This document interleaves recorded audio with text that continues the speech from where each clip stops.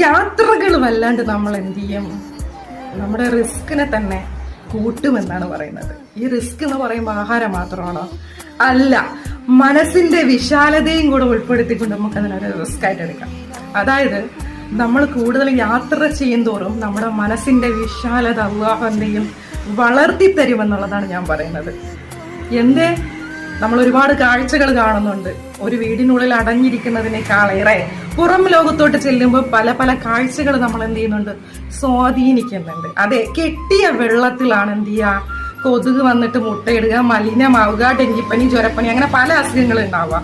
പക്ഷെ ഒഴുകുന്ന ജലമാണെങ്കിലോ, ഒരിടത്തും തടഞ്ഞു നിൽക്കാണ്ട് കണ്ടിന്യൂസ് ആയിട്ട് ഫ്ലോയിൽ പോയിക്കൊണ്ടിരിക്കുന്ന ഒരു ജലമാണെങ്കിലോ അവിടെ എന്തെങ്കിലും അഴുക്ക് കാണാൻ പറ്റുമോ എന്ന് പറഞ്ഞതുപോലെയാണ് യാത്ര നമ്മളെ സ്വാധീനിക്കുന്നതെന്ന് പറയുന്നത്. അതായത് നമ്മൾ ചുറ്റുവട്ടത്തൊക്കെ ഒന്ന് ജസ്റ്റ് എങ്കിലും ഒന്ന് യാത്ര ചെയ്തിരിക്കണം എന്നുള്ളത് സാരം.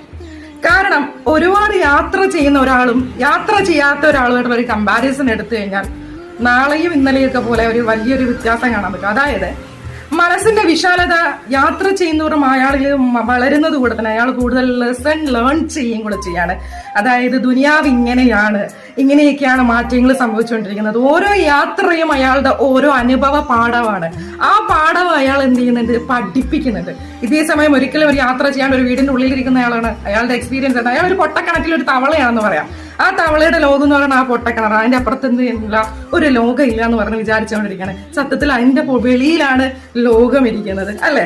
അതാണ് ഞാൻ പറഞ്ഞത്, ഈ യാത്രകൾ ചെയ്യുന്നവരും നമ്മുടെ മനസ്സിന്റെ വിശാലത അല്ലാഹു എന്ത് ചെയ്യും, കൂട്ടിത്തരും. അതിന് അള്ളാന്റെ ഹബീബ് തന്നെ പറയുന്നുണ്ട്, നിങ്ങൾ ഭൂമിയിൽ കൂടി സഞ്ചരിക്കുക എന്ന് പറയുന്നുണ്ട്. അതെന്തുകൊണ്ടാണ് പറഞ്ഞത്? ഭൂമിയിലെ സഞ്ചാര ദിശയിൽ നിന്നും പല പല കാര്യങ്ങൾ, അതായത് പ്രകൃതിയിലെ ഭാവവ്യത്യാസം പോലും നമുക്ക് മനസ്സിലാക്കാൻ പറ്റും.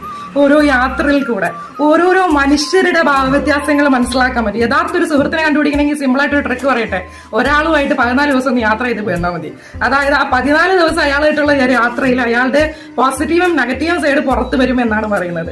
ആ ഒരു യാത്ര എന്ന് പറയുന്നത് ആസ്വാദകരമായിട്ടുള്ളത് മാത്രമല്ല, കുറച്ച് യാതനയും കൂടെ ഉള്ള ഒരു കാര്യമാണ് യാത്ര ചെയ്യാന്ന് പറയുന്നത്. അത് യാത്ര ചെയ്യുന്നവർക്കറിയാം.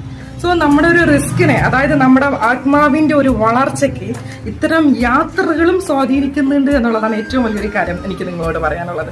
അപ്പൊ നമ്മുടെ മനസ്സിന്റെ വിശാലതയൊക്കെ ഒന്ന് വളരട്ടെ. വീട്ടിൽ തന്നെ അടഞ്ഞുകൂടി ഒന്നും ഇരിക്കാണ്ട് പറ്റുവാണെങ്കിൽ ഫാമിലിയൊക്കെ ആയിട്ടൊക്കെ കുഞ്ഞു കുഞ്ഞു ട്രിപ്പൊക്കെ പോവാം.